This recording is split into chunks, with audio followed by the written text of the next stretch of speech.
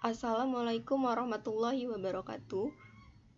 Nama saya Ananda Cindy Adista Putri, NPM 2007051043, kelas B, Manajemen Informatika. Di sini saya akan menjelaskan tentang tugas keamanan sistem informasi, praktikum.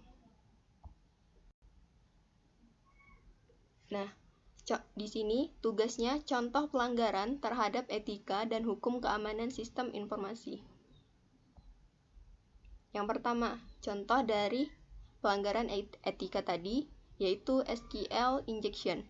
Injeksi SQL merupakan salah satu teknik dalam melakukan web hacking untuk menggapai akses pada sistem database yang berbasis SQL.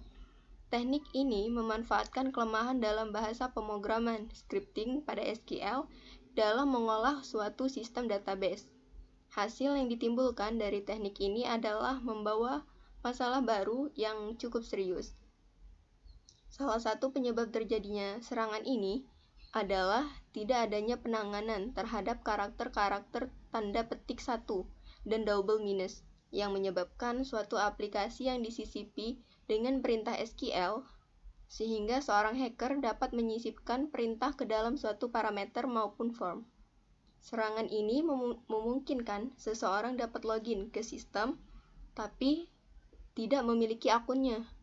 Memungkinkan juga seseorang dapat merubah, menghapus, ataupun menambahkan data yang berada dalam database tersebut. Bahkan dapat mematikan database seseorang sehingga tidak dapat memberi layanan pada web server.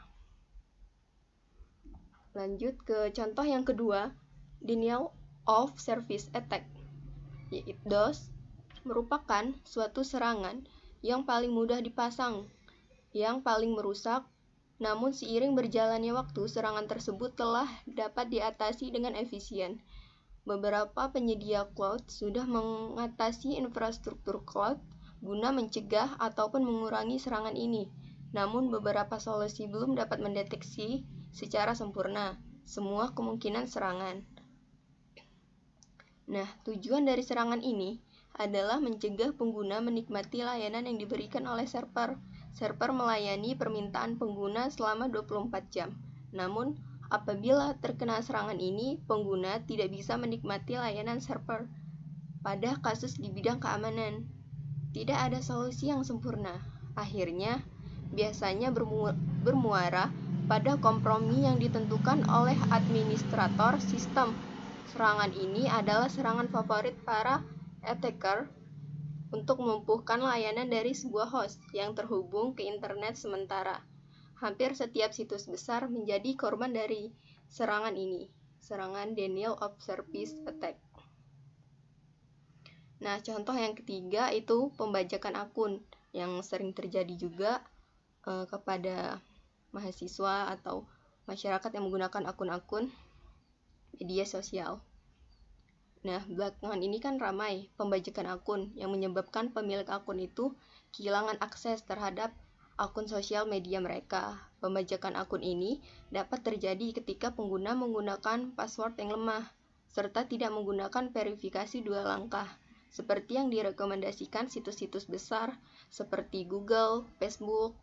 Nah, akun yang dibajak itu dapat disalahgunakan oleh pihak lain, misalnya mempromosikan konten yang tidak diinginkan secara terus-menerus.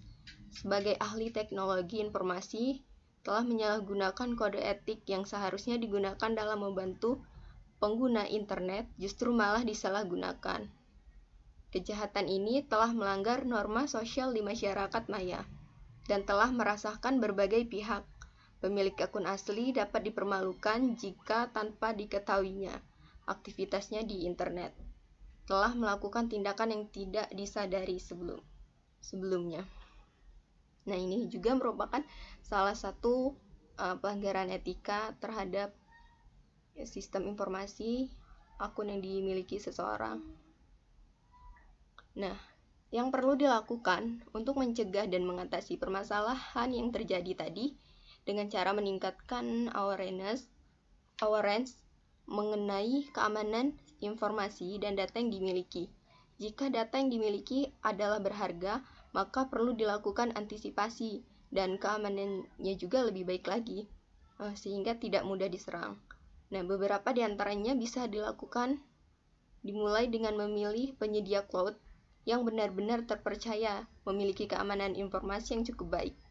Misalnya dalam kasus SQL injection, maka bisa dengan menjadikan variabel get menjadi absolute integer.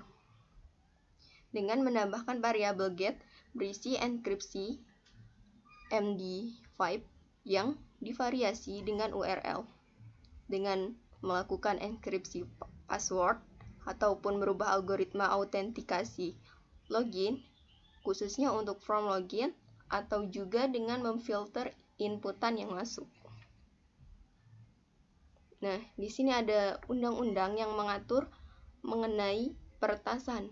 Undang-Undang Nomor 11 Tahun 2008 tentang Informasi dan Transaksi Elektronik dan Undang-Undang Nomor 19 Tahun 2016 tentang perubahan Undang-Undang Nomor 11 Tahun 2008. Di sini ada salah satu contoh pasal pelanggaran. Itu ada pasal 32 ayat 1 yang menjelaskan setiap orang dengan sengaja dan tanpa hak atau melawan hukum dengan cara apapun mengubahnya, menambah, mengurangi, melakukan transmisi, merusak, menghilangkan, memindahkan, menyembunyikan suatu informasi elektronik dan atau dokumen elektronik milik orang lain atau milik publik. Perbuatan tersangka yang melakukan tindak pidana cracking melalui botnet telah memenuhi unsur subjektif pasal 32 ayat 1 dan pasal 32.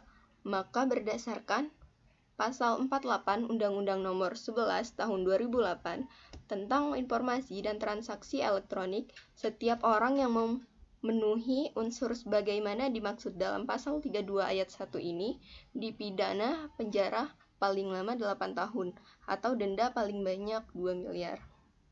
Nah, ini merupakan jika melanggar tadi 3 etika atau serangan tadi, seperti contoh yang 3 tadi.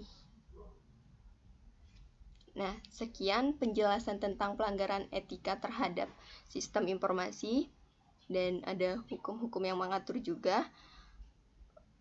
Sekian dari saya, terima kasih. Saya akhiri. Wassalamualaikum warahmatullahi wabarakatuh. Terima kasih.